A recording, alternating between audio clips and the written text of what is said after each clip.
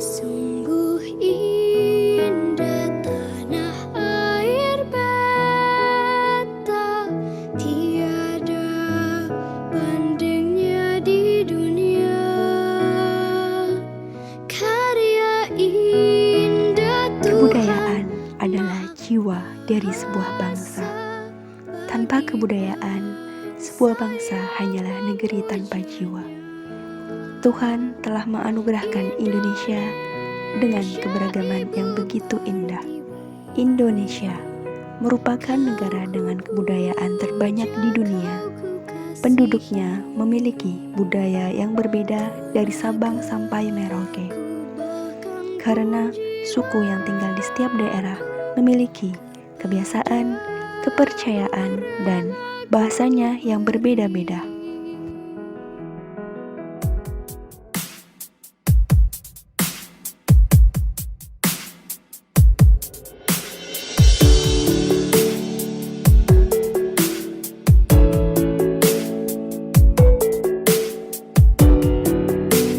Seperti halnya daerah istimewa Yogyakarta yang tak lepas dari istilah Keraton Kesultanan Ngayogyakarta Hadiningrat, atau sekarang lebih dikenal dengan Keraton Yogyakarta.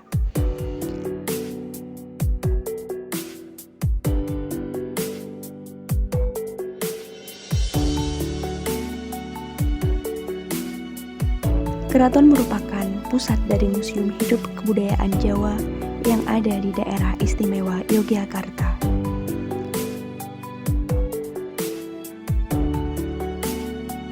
Tidak hanya menjadi tempat tinggal raja dan keluarganya semata, keraton juga menjadi kiblat perkembangan budaya Jawa, sekaligus penjaga nyala kebudayaan tersebut di tengah laju perkembangan dunia. Keraton Yogyakarta dibangun oleh Pangeran Mangkubumi atau Sri Sultan Hamengkubuwono I pada tahun 1755.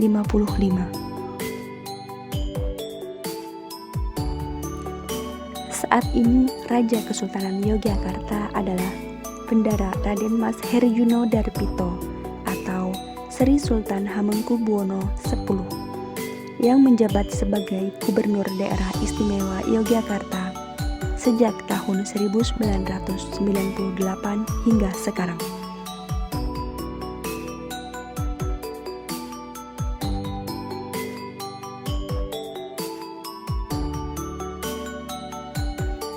Adat budaya Keraton Yogyakarta sangat beragam.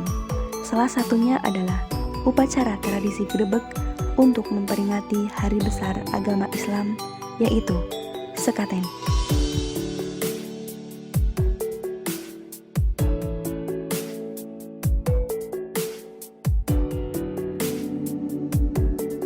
Sekaten merupakan acara tahunan yang sudah ada sejak lama di Yogyakarta. Tradisi yang digelar sejak abad 15 ini bertujuan untuk memperingati hari kelahiran Nabi Muhammad SAW. Sekaten sendiri dipercaya sebagai perpaduan antara kesenian dan dakwah. Tradisi ini merupakan salah satu bentuk penyebaran agama Islam di Jawa. Wali Songo menggunakan kesenian untuk menarik masyarakat agar datang dan menikmati acara ini. Dari acara ini, masyarakat mulai dikenalkan dengan agama Islam.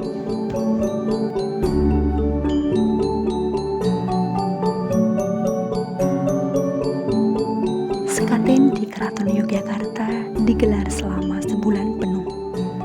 Tradisi sekaten di Yogyakarta dimulai dengan selamatan untuk memohon ketentraman dan kelancaran. Tradisi ini bersamaan dengan dibukanya pasar malam perayaan sekaten selama 1 bulan penuh.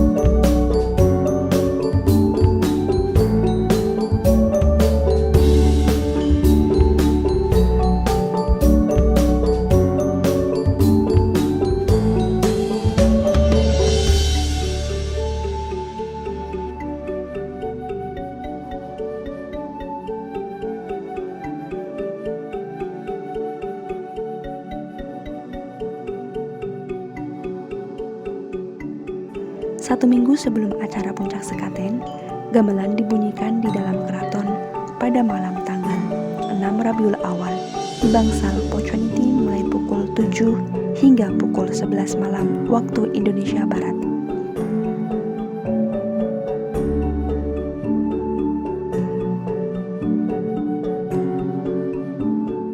Pada pukul 11 malam, gamelan dipindahkan ke Masjid Agung Yogyakarta oleh para prajurit keraton. Selama 1 minggu gamelan dibunyikan terus-menerus kecuali pada waktu sholat duhur dan sholat asyar.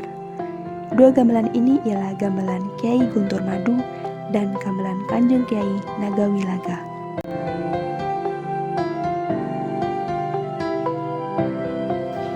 Puncak acara sekaten ditandai dengan grebeg maulud atau keluarnya gunungan dari keraton.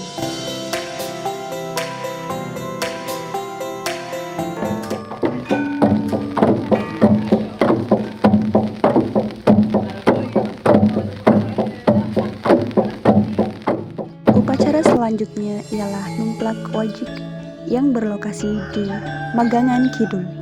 Upacara numplak wajik merupakan tanda dimulainya pembuatan Gunungan Wadon.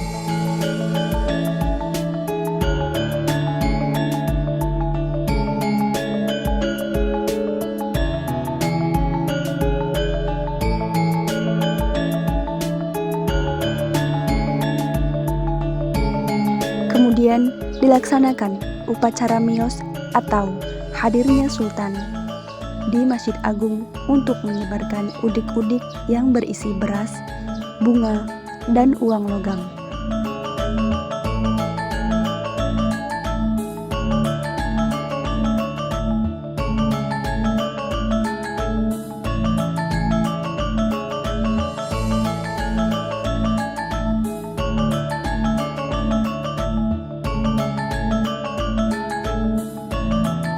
Setelah itu, Sri Sultan duduk di serambi masjid untuk mendengarkan pembacaan riwayat hidup Nabi Muhammad SAW.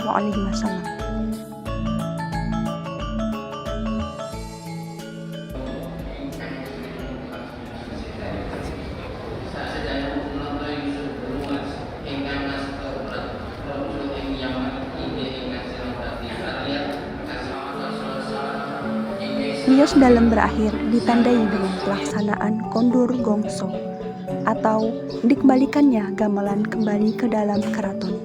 Rangkaian upacara terakhir sekatenan yaitu dikeluarkannya hajat dalem Paraden atau gunungan tepat pada 12 Rabiul Awal. Itulah ulasan singkat tentang adat tradisi kesekatenan yang ada di Kesultanan Yogyakarta.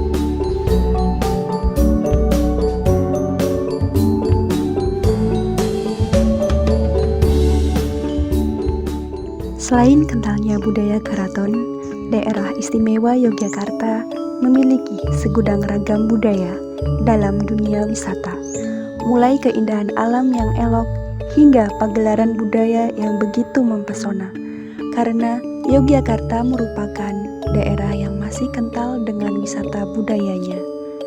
Salah satu wisata budaya yang cukup populer dan masih bertahan hingga 24 abad lamanya adalah Sendra Tari Ramayana Prambanan.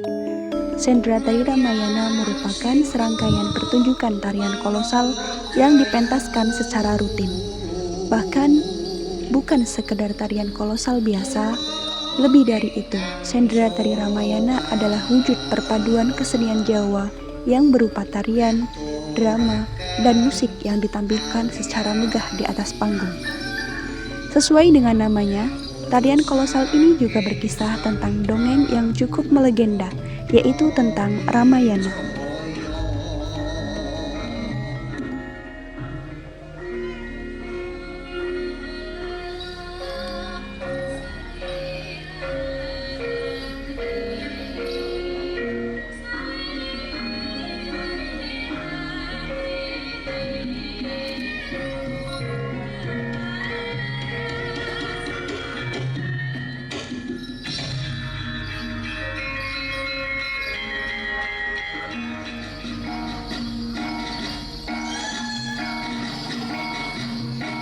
Berbeda dengan pagelaran sendera tari Ramayana yang ada di Yogyakarta dan Surakarta.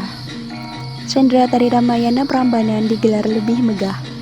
Pemilihan Candi Prambanan sebagai pentasnya bukan semata karena candi Hindu, tetapi kisah tentang Ramayana sendiri terpahat dengan rapi di setiap bagian dinding Candi Prambanan.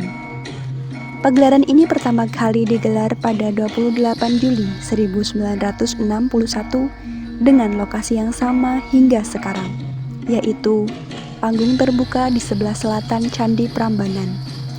Dalam atraksinya tidak akan ditemukan dialog yang terucap dari para penari, hanya tembang yang dinyanyikan oleh para sinden sekaligus menggambarkan alur cerita. Uniknya, banyak atraksi yang ditampilkan seperti permainan bola api dan akrobat yang dilakukan oleh para penari.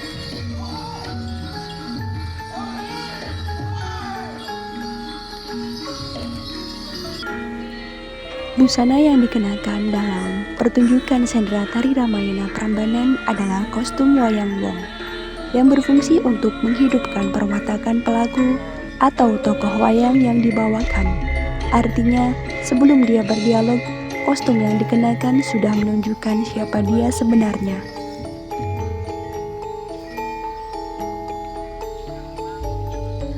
Dalam pertunjukan sendera tari Ramayana Prambanan terdapat iringan gamelan. Gamelan beserta pengrawitnya ialah untuk mengiringi dan mendukung suasana yang diinginkan. Juga ritme gamelan musik berfungsi untuk mendukung suasana pertunjukan.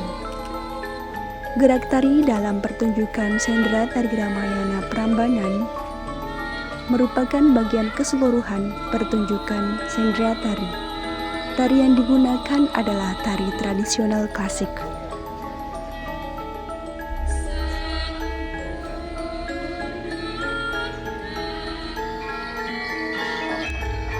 Tata panggung yang megah dan pencahayaan yang indah kian membuat sendera tari Ramayana Prambanan memukau setiap pasang mata yang melihatnya.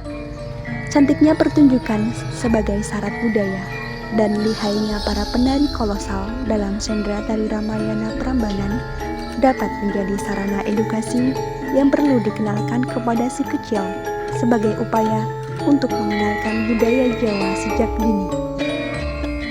Inilah Indonesiaku, kamu Indonesia, kita Indonesia, satu Indonesia.